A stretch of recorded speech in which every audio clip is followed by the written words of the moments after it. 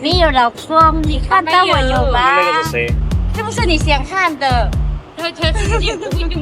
目前装这个产品就是在老挝最好卖的了，这个就是我现在目前最大的客户了。穿红衣服这个帅哥，这个产品的就这10来天我就销了接近2000件了，这一个单品就接近2000件，还不谈其他的。因为这一个单品是我们设计来专门冲击东南亚5国市场的，它不仅仅是老挝，缅甸市场也是我在那边做的，这个产品现在也在那边发得很火。其他的这些，这个是宾馆专用的小卷纸。一卷一卷的嘛，卫生间里面用，你看嘛，这个就是那些餐厅呀、农家乐啊，还有娱乐场所用的，这个就在中国都还算比较高端的一款纸了。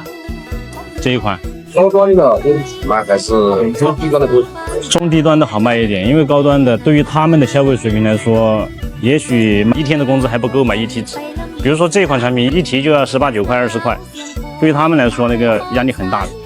根本没办法消费起这个东西，还有很多产品，比如说湿纸巾啊，你看那边还有湿纸巾，这些都全是针对宾馆、餐厅的。这还有一些大盘纸，就酒店呀、公共场所呀那些地方能用得上的。你看这种，也是那种大盘纸。质量怎么说都好？纸的质量这个要看怎么选择。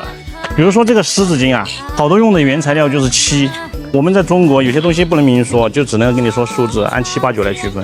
我们用的是9的，但是老挝这边用的都是7.5，不会超过8，因为他们成本太高了。反正我们在中国卖10块钱东西的纸品，到了他们这边最低标准都在20以上。零售价格？对，零售价格。我们在中国卖10来块的，在这边都要20多块，差不多。批发的价格区别大不大？批发价，中国跟老挝的批发价格悬殊不大，就加了点运费。基本上可以说，如果整车的发货的话，是没有悬殊跟中国的批发价。就除了关税、运费。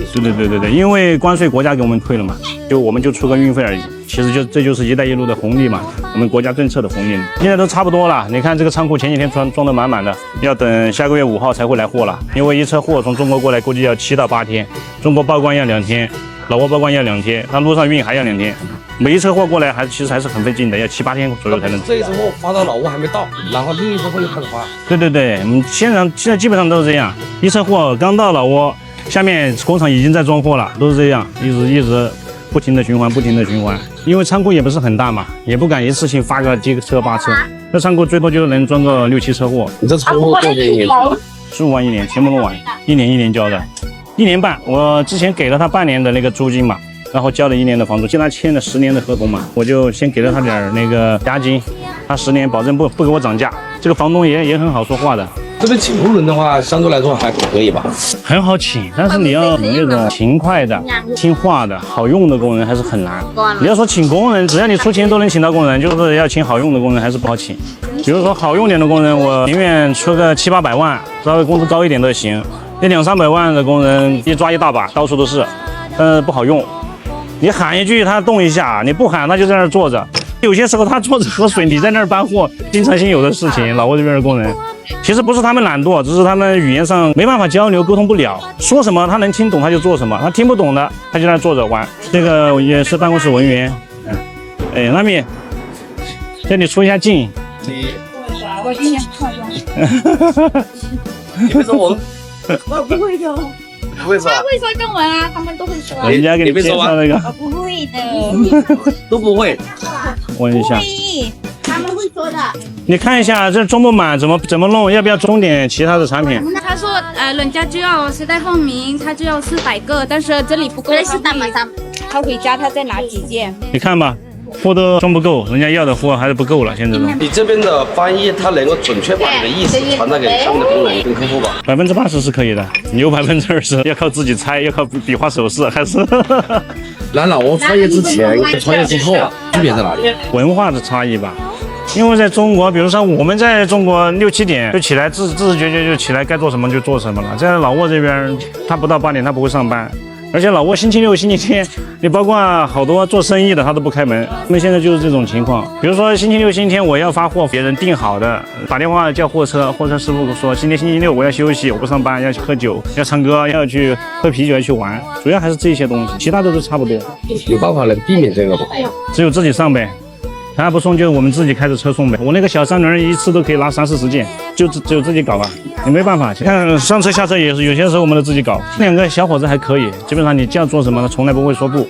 开开心心的就做了。刚开始来了2个，反正你叫他做啥他就做，你不说话他就不做，一直不动。你叫他扫个地，你说把这边扫了，他就扫这边，那边是不会动的。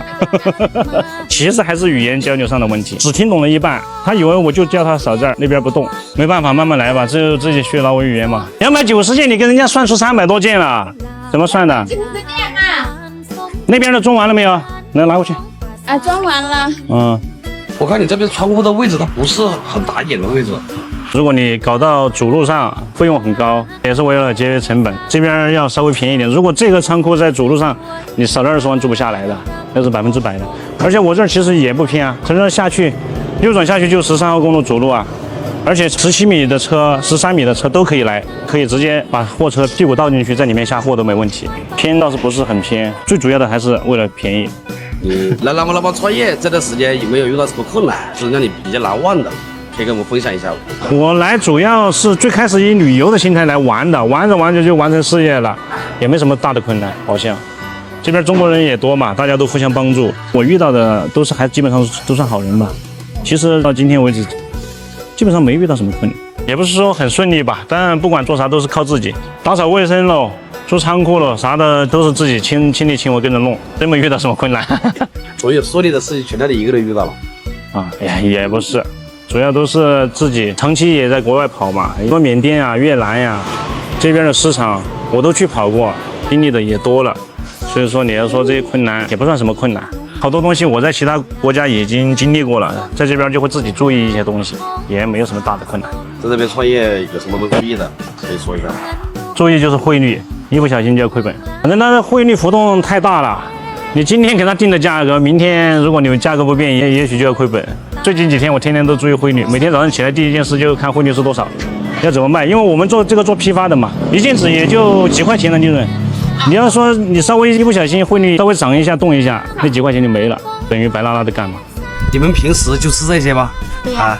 你平时不会叫老板买点好吃的给你吃啊？他们还买过来的，不是我买的。朋友来找他玩，他们买过来请他吃。他不买给我吃，我不叫他来。哦，这么厉害。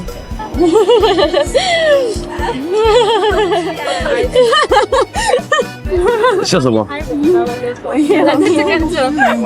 她老公绝对看得到，她老公。你有老公，你看到我有吗？那个是谁？小三，这个是我爸爸的。